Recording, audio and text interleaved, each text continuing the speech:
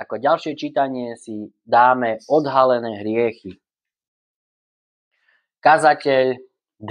kapitola, 14. verš.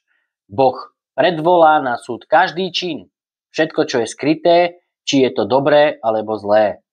Zlodej sa vlámal do predajne mobilov. Rozbil sklo vitriny a do vreciek si pchal telefóny a iný tovar. V dielni bola kamera, pred ktorou sa snažil utajiť svoju identitu tak, že si hlavu zakryl kartónovou škatuľou.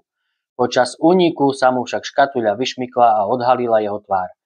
Už o niekoľko minút si majiteľ pozrel videozáznam, zavolal políciu a zlodeja zatkli pred nedalekým obchodom.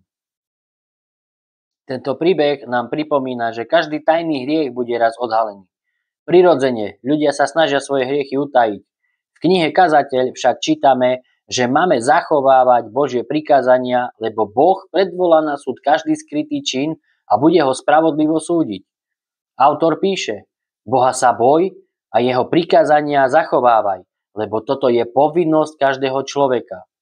Božiemu hodnoteniu neuniknú ani skryté veci, ktoré porušujú desatoro Božích prikázaní.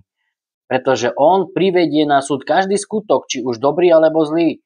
Vďaka Ježišovi Kristovi, jeho milosti a obeti, za nás však môžeme prijať odpustenie hriechov. Efezanom 2. kapitola 4. až 5. verš. Keď poznáme Božie prikázania a stotožňujeme sa s nimi, vedie nás to k úctivej bázni pred ním a tomu zodpovedajúcemu životnému štýlu. Priniesme mu svoje hriechy a zažime na novo jeho milujúce odpúšťajúce srdce. Drahý Bože, ľutujem svoje tajné hriechy. Prosím milosrdne, na mňa vzhliadni a pomôž mi žiť dobre a správne pred tvojou tvárou. Na zamyslenie, ako si môžeš udržať úctivú bázeň pred svätým Bohom? Čo môžeš urobiť tento týždeň, aby si viac osvojil jeho prikázania?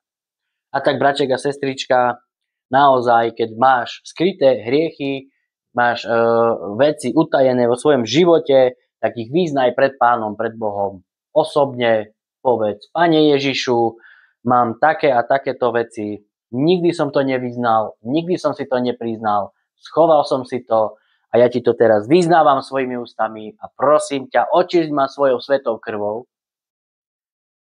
zmiluj sa nado mnou a odpusť mi tieto veci, tieto hriechy, tieto veci, ktoré ti vyznávam. A ja verím, že náš milostivý Pán milosrdný, Pán Ježiš Kristus a Otec v nebesiach skrze Ježiša nám to všetko a skrze jeho obeť na kríži odpustí teraz. Mene Ježiš, teraz.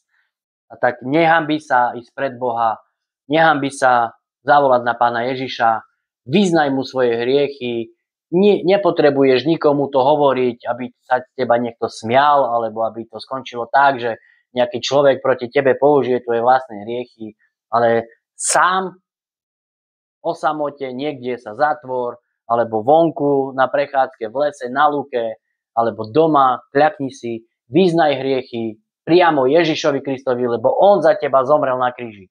A popros ho, aby bol súčasťou tvojho života, pozvi ho do svojho srdca. Úplne jednoducho, úprimne. Pane Ježišu, toto ľutujem, Pane Ježišu, pozývam ťa do svojho života, naplň môj život tvojou svetou vôľou, proste moje srdce nech je plné Pána Ježiša a to funguje. Keď úprimne budeš rozprávať s Bohom a s Pánom Ježišom, tak počítaj s tým, že Boh a Ježiš a Duch Svätý sa stanú súčasťou tvojho života a vybuduješ si s nimi osobný vzťah. Takže maj sa pekne, brat a sestra, žehnám ti v mene Ježiš a ber vážne Boha, Ježiša a Ducha Svätého, lebo naozaj existujú. Nie je to rozprávka, nie je to vymysel. Maj sa pekne. Šalom, šalom.